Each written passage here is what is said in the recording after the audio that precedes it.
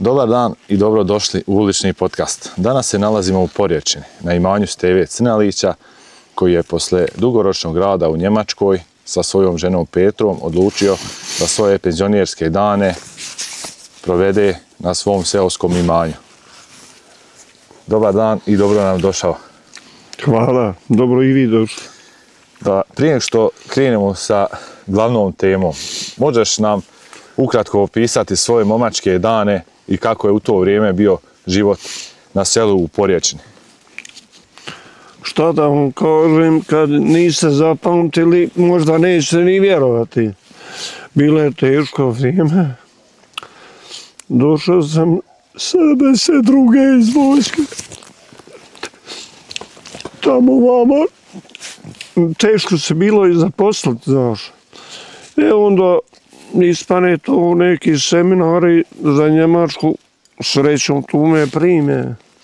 Pa smo išli 7 mjeseci na seminar u Koksaru, pa smo onda ponovo na selekciju, pa dok smo uspjeli otići. Pošlo nas je 56, a uspjele 23. U to vrijeme, dok si bio mlad momak, nije bilo mehanizacije na selu. Ja, volovi, zakon. Kakav je bio rad sa volovima? Da li je bilo teško? Pa nije bilo lako, ali dobro je da imaš posla. Nego te 73. onda bio led na Spasov dan. Pa nema posla ni na selu, nemaš niđe banke za rad. Odlaziš u Njemačku i koji je prvi posao tamo? S obzirom da nisi poznavao ni jezik. Pa naučio sam tu nešto malo, imao sam negdje, ja mislim, oko 500 sati njemačkog jezika, pa znao sam ipak toliko nužno, nisam znao bez beli. Kad nas koji je učio njemački sluša tumača kada mi je došao u Koksaru, kad su došli Njemci. I njemu trebao tumača, šta nama onda znači. Pa dobro je, ošao sam 3. septembra 73. pod ugovorom u BMW na godinu dana. Onda je prva naftna kriza i onda smo sve otpustili. Za nedelju dana 3000 radnika su otpustili. Nema. Znači tvoj prvi posao je bio u BMW-u? Jeste. Godinu dana, onda ga u tom sam se uspio i u nesreću ženiti. Kako upoznaješ svoj suprug? Pa eto... Jeste znali prije? Pukim slučajno, kako sam je vidio tamo, eto ona je radila tamo i neki slučaj se desi da je tamo susretnemo se i ga malo pomalo vidim, ja nema ništa od samačkog života i pa ajma, mi smo svi došli iz šume, to vikend odošli svi po kafanama, tuku se, ono, dođe ovaj uboden, dođe onaj izgreban, ma nema od tog ništa, rekao ja ću probat vak, da se oženim, da počnem kako treba, ako mora, ako ne mere jebi ga, šta ću ja? Šta me još zanima, u onom trenutku kad si otišao u Njemačku, da li si tad u glavi imao idem na 5 godina, 10 pa ću se vratiti u rodni kraj ili si na početku odmah planirao da će to biti do penzije? Ma nisam planirao ništa, nisam razmišljao, nego onda jedno po jedno počneš pa treba ovo, treba kupiti plać, treba napraviti kuću. To jedno drugo i tako da se ostaju duže. Što kaže stekli, treba djecu školovati, onda nije bilo tamo ni vrtića, sve je to bilo teško. Djeca su kod djeda bili u osnovnoj školi i onda smo riješili iz osnovne škole da i tamo odvedemo, već mogu sami biti kod kuće, sami ići u školu i tako je to ispalo. Ja znam da i taj nesretni raz zateče nas, kućeš, nastavi dalje i gotovo, onda pomaži u ratu. Daj ovo, daj ono, treba ovdje, treba ondje, to je bacilo i nas unazad. Ali dobro je da se pomoglo koliko je se moglo, šta ćeš? Koje godine dolaziš u penziju i vraćaš se konačno u rodni kraj da živiš? Vidiš, ja sam bio godinu dana u BMW-u i tad sam prešao u Bayerische Leichtmetall, po nesreći opet ugovor samo godinu dana i oni padaju u krizu. Ali tu je bilo, tu mi je bio odskočna daska, dobro se zarađivalo, ali je se radilo. Ali godina dana, otkaz, ističe ti ugovor, kuda sad? Kaže, meni jedan inženjer Meštrović bio, kaže, Stevo, idi ti na biro 2 mjeseca i se primiti ponovo. A šta ću ja, ako bude opet ugovor na godinu, kuda? I odem onda u MAN, tvornicu kamiona. Tu ostaješ do penzije? Tu sam do penzije, ali ne daju nikako, sve pogodno produžavaju. Tako sam devero do 86. Onda podnesem zahtjev za onaj Aufenthaltsberechtigung. To da imaš sva prava kao i državljanin. Tako je se tada to zvalo. On neće prime, traže 100 đavola papira, pa ne znam gdje će obezbijeti te papire. Odem kod tumača u MAN-u, kažem da mi pomozi ovo da ispuni, da predam na policiju da bi dobio Aufenthal. Kaže, ne znam ja šta tu treba. Pa kad ti ne znam, Rotleć, ja znam. Ja već ne znam, jel? I bio je jedan kontrolor, Paul Zojčer, kaže, ovako lulu puši, kaže, Stevo, dajte papire da ja vidim. Hoćeš ti reći da ja ovo ispunim? Ako ispuni, ali nema muhura, nema pečata, kaže, nema veze. Kaže on mene, tamo je upitnik, zbog čega ste djeca bila u Jugoslaviji. Onda ja napišem, zbog školovanja, da nauče maternji jezik. Dalje, koja osoba s tobom živi i zašto? Šta ću ja mu reći? Rekao, skupi stan i zima mi samo spavat. I tako je to prošlo, kad sam dobio taj Aufenthaltsberechtigung, onda je sasvim drugo, dobio sam trajno, mislim, u MAN-u mi je bilo uvijek u redu, nisam nikad imao problema, nikakvi, ni bude, Kurzarbeit nisam imao ništa, nikada. I ponudu mi daju za penziju. Koja je to godina? 2006. Ponudu da napravim ugovor, ali ja tek 2015. idem u penziju. Ne može prije. I tako, tad sam to napravio. Onda radio sam do 2012. I bio sam u Altersteilzeit, 31 mjesec kod kuće, platu mi slali. I tako je to bilo, ukupno napravio staža 41 godinu, 3 mjeseca i 26 dana. U tom trenutku, dok čekaš penziju, sigurno pripremaš sebi teren za povratak u rodni kraj. Ma ne, ja sam odmah 12. i došao. Nije to bilo problema, možem ja ići odmah. Da, ali mislim na selu u Porječni pripremaš sebi. Ja. Pa normalno, već sam pripremio terene. I već imaš u glavi kako želiš da izgleda to. I on me pozivaju, kuti Stevo, misliš sada, nemoj stati, otićeš za 3 godine. Ako ne budeš išta radi, ja im pokaže slike, podoje ja kući još danas, ba. Vidiš kuću, vidiš voćnjak, vidiš ovo, vidiš. Ovo kaže, dobro, ajde, za tebe super. Jeste u istom periodu i ti i žena otišli u penziju ili si ti prije? Ona je otišla prije, ona je otišla u invalidsku, pošto je ostala bez posla, sin je se oselio. Kućeš ti od 50 godina, nemaš kudu. Da ju povuci, potegni i otišla je 2009. ali ograničeno vrijeme. 2 puta je imala po 2 godine dok je dobila trajno. Ja sam svoje završio za 3 jutra iz 3. smjene i ništa više nisam imao. Kad se vratio u svoj rodni kraj, koje su životinje koje si prvo nabavio na svom seoskom imanju? Koke. Koke. da ima domaći jaja, jel da? Pa ja, svako jutro treba jaje. Da li neko čimbur, ili pravio palačinak, ili na oko, ili kolač neki. Uvijek treba jaje. Jer 30 dana je u mjesecu. Kaže, možeš sebi kupiti jaje, moram ja do danas kupiti, ali treba 29 još dana u mjesecu. Svaki dan po 2-3 jajeta trebaju u kući, to nema govora. Mi kažemo, šta je jaje, bo ti jaje, neće jaje drža koka, ali bez jajeta ne meš ništa. Pođe od šta god hoćeš. Prvo je oslonac jaje, a ono nije stvarno ništa, ali treba.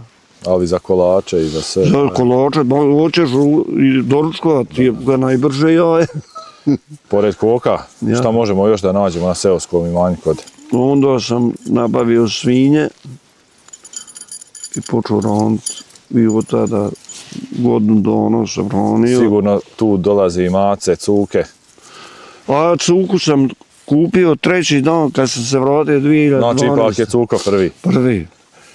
Koja je rasa, u čemu se radi? Tornjak. Jesi ikad prije toga imao iskustva sa tornjakom ili ti je to prvi? Nisam, nego sam, čerka mi je kupila knjigu prije odlaska u penziju. I onda čito kako oni naglašavaju. Tornjak je bezopasan za djecu. Vrlo je pristupačan. Hoće poslušati, neće te napast kad dolaziš, ali ti sam ne možeš otići. Ako gazde nema tu, on ti ne da otići. I tako, uzeo sam i uzeo jepka. Posle ovog kraćeg uvoda želio bih da se dotaknemo glavne teme zbog koje smo danas tu, a to je vijetnamska mangulca. To je sasvim slučajno. Imao sam 2018. 14. septembra moždani udar. I onda od toga kako sam se liječio, moram odat, ne mere dok sam oporavio, čuku povedem sa sebom nakon 2 mjeseca. I pričam, ja sam bolestan.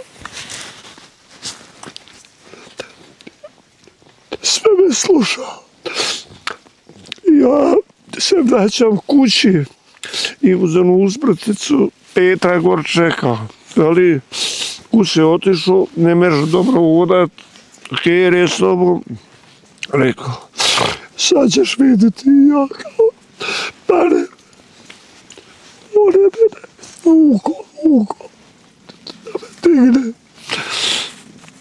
I onda radi toga više ti ostane u krvi, u sjećanju i da zavoli životinju. Vežeš se emotivno za životinju? Ja, evo ovog sam našao njegovu majku na cesti, lutalca bila i ovdje odranio i ona je njega. Prije početka emisije spomenuo si kako se zove cuko, pa da ponovimo. Čopek.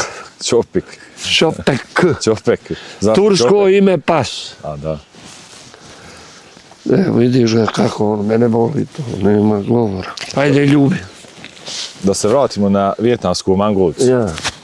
Evo onda sam ja odlučio, prosjekao sam tu put.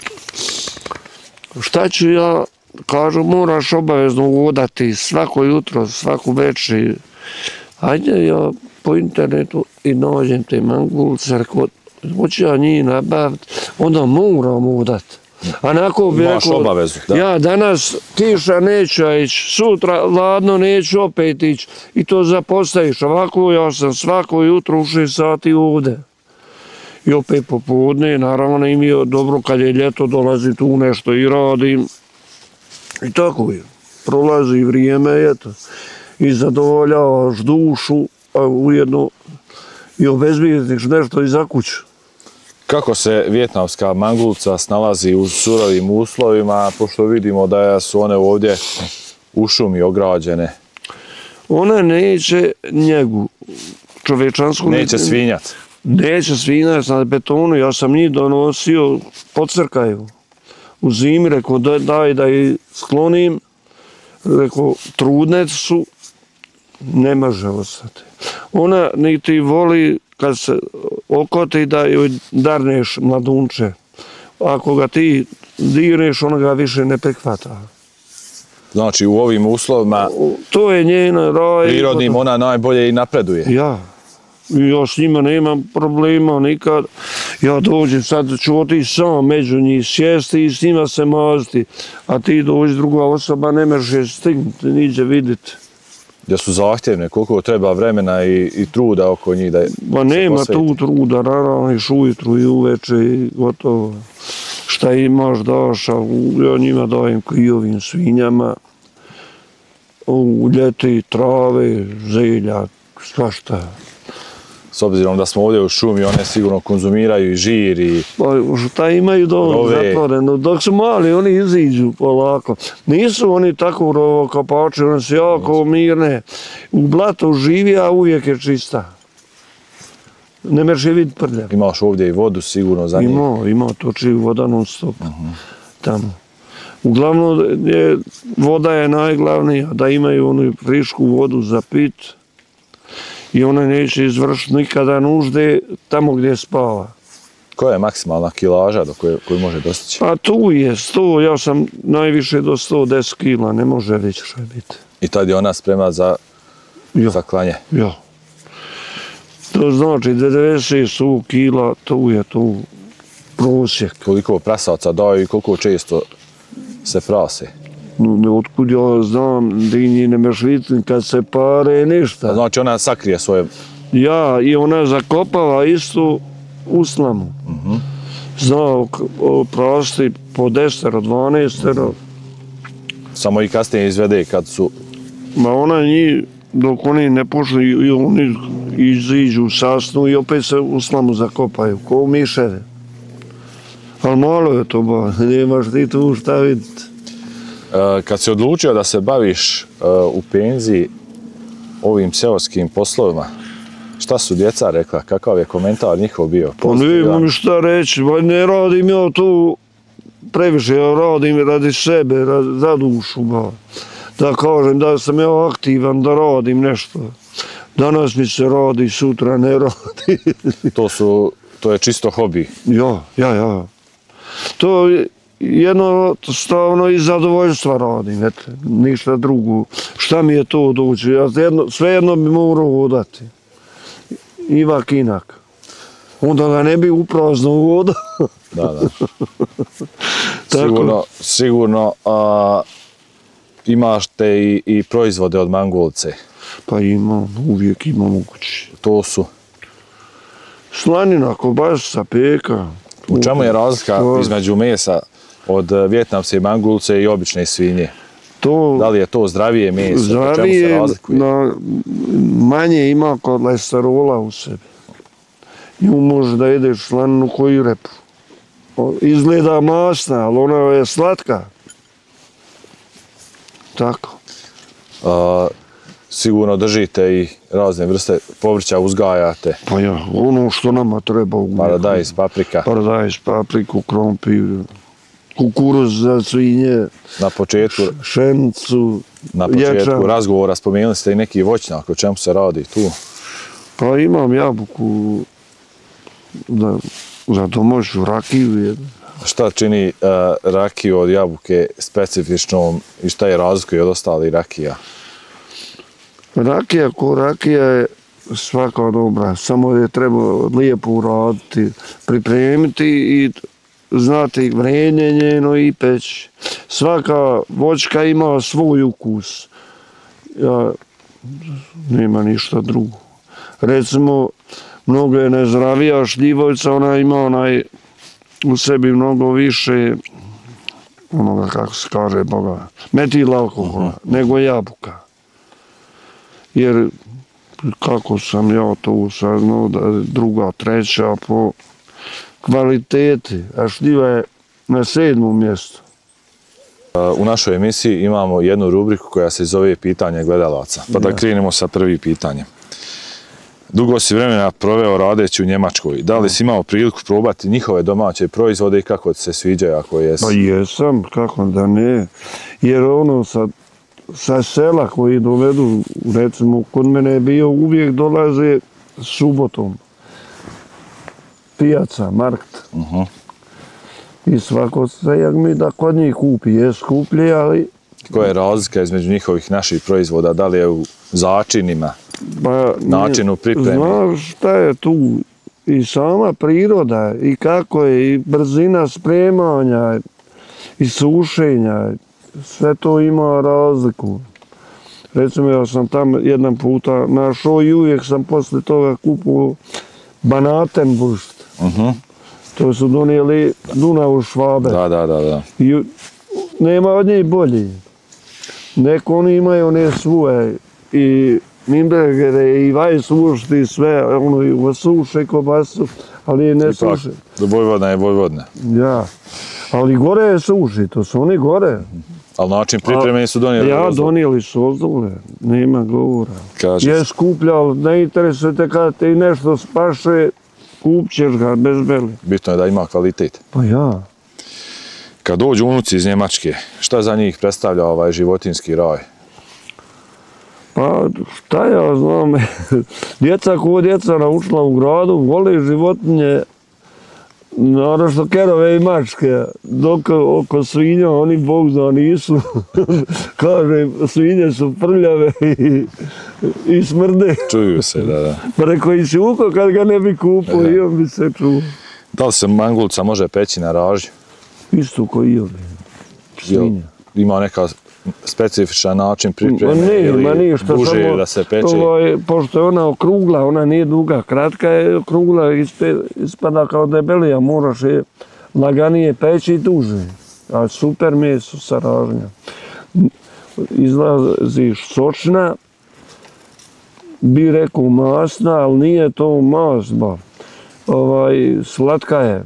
Eto ja sam pekao ove godine 6 puta. Dobra. Ima li kupaca za tvoje domaće proizvode? Pa ako neko dođe, prodam, ako imam, ako nemam. A to pretežno pa ja, na kućnom pragu? Ja, nisam ja ni pijačar, ni nekoga viče, ja imam prodati. Da. Nekoga ko ima, jednostavno ljudi čuju za kvalitet od usta do usta i onda dođu na... Meni je došao čovjek iz Broda, čuje da i od nekog je čuje ga, da imam od mangulce slaninu. I došao je on meni, hoće kilu, neće mu dijete ništa jede, pa rekao, ljudinu ba, jesi ti normalan. Za kilu slanine. Iz Broda došao za kilu slanine. Rekao, to je 100 km u jedan pracu i ne znam, 100-200. I kilu će pojeti za 3 dana i opet... Ja, neće ono jedi, pa poješ ćeš ti ako neće ono. Rekao, evo tebi ova plata sva, ali ti bilo ne trebaš ni plotke, hoću ću plati. Pa kaže, neću nos, pa rekao, jedeš ti. Pa jedem, pa rekao, šta ćeš za kilu slanine, pobogu, znate. Ostalo nam je još da nam predstaviš kratko svoje domaće proizvode i da pogledamo koji je način sušenja. Našu emisiju nastavljamo u domaćinstvu porodice Crnalić, gdje će nam naš današnji domaćin Stevo da predstavi svoje domaće proizvode. Pa da krenemo sa lijeva na desno, ovdje nam se nalazi rakija od jabuke. Koji je način pečenja i skladištenja rakije od jabuke? Vrlo jednostavan. Trebaš jabuku držati 6 nedelja da nam dođe kum. Jer sve što rani nema ništa od toga. Dok nije ono odležao 6 nedelja, ali mora se kontrolisati, mora biti čist sud, mora se miješati svaki dan. I onda će biti sigurno dobra. Nakon pečenja rakija se skladišti u rosvajnu... Pa ima svakakve šute. Drvene. Raznih vrsta buradi. Ja. Tu su nam domaća jaja. Ja. Tu nam je... Slanina od mangulice. što smo govorili da ona ima pozitivan holesterol, Ja. da je zdrava. Tu nam je također kobasica, Ja. suva od mangulice. Tu su nam rebra. Sa slaninom. Rebra sa slaninom. No. Također od mangulice. Ja, mlada mangulica. I prosušeno i... To možemo kuvati sa pasuljom. Ja. Tu nam je kiseli kupus domaći. Ja. Domaće kukuruzno brašno. Ja. Šta nam je ovdje, ako možete nam ovo predstaviti? Od guske masti. Zašto se ona koristi? Najviše to koriste radi pluća, koji ima upalu pluća i radi bronhitisa. Ali to je vrlo teško naći, pošto to slabo danas ko drži. Jako zanimljiv detalj, ovdje imamo pršut Od mangulice. od mangulice. Ja. Koliko je star? Da li je teško na našim prostorima na Ozrenu da se osuši ovakav jedan pršut? Nije. Samo treba imati dobru ventilaciju i treba znati kada ga treba skinuti sa dima.